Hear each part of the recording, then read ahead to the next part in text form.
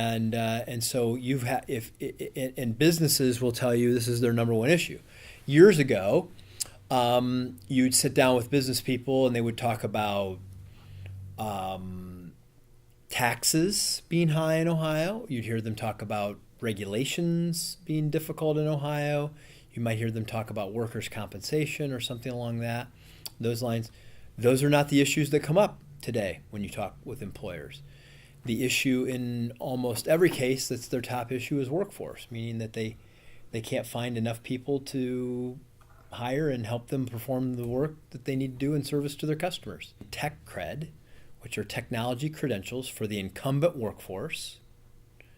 These would be industry credentials, micro degrees that would essentially help somebody who's already working upskill themselves. I like to use this example because it's a real life one that I've actually been involved with, is that you're working on the line in a factory. You're making $16 an hour, you got health care, you're a good employee, you show up, but the nature of that work is changing.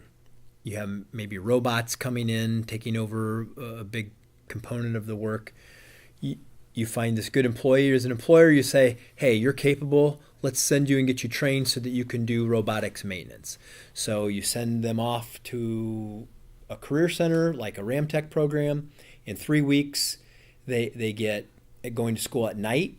And on weekends, they can become a robotics maintenance technician, move from $16 an hour to $26, $27, $28 an hour, and have an industry credential at the end that shows that no matter where a Fanuc robot or whatever robot that is that they've been trained on in the world exists, they can fix it. We have another proposal that has to do with our high schools and our career centers to elevate the number of career credentials for students that come out of high school.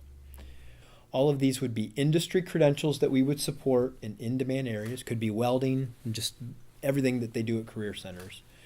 We would help pay for the tests, help make sure that teachers are trained, because this is one of the big deals. If you can make $125,000 a year out there in the marketplace, it's hard to get you to come in and teach some of these more technical skills.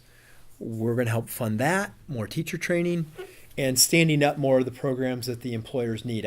It's about getting more students into these programs, getting them the industry credentials they need, and helping to create more financial incentives inside our K through 12 system to see that happen. And then the last piece, I don't know if we even have it in our packet that we handed out to you, is an extension of the Choose Ohio First Scholarship, the STEM scholarship.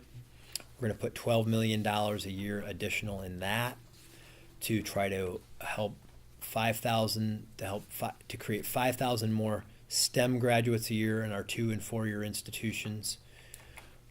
You'll hear people say, well, we need more STEM. We need more young people to stay in Ohio. This does both. At the time we conceived of the Choose Ohio First Scholarship, the statistic I remember reading was that 80% of students will go to work within 50 miles of where they graduated high school or where they graduated college.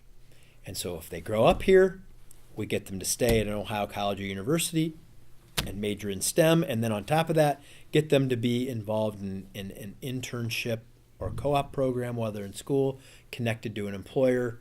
Then we've dramatically improved the chances that we'll keep them here, that will keep that young talent in Ohio.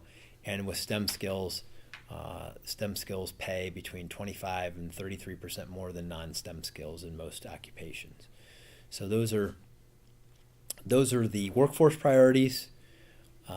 This is new money that we're putting into it. I would add to this conversation that a lot of times in education in the past, we send the money out.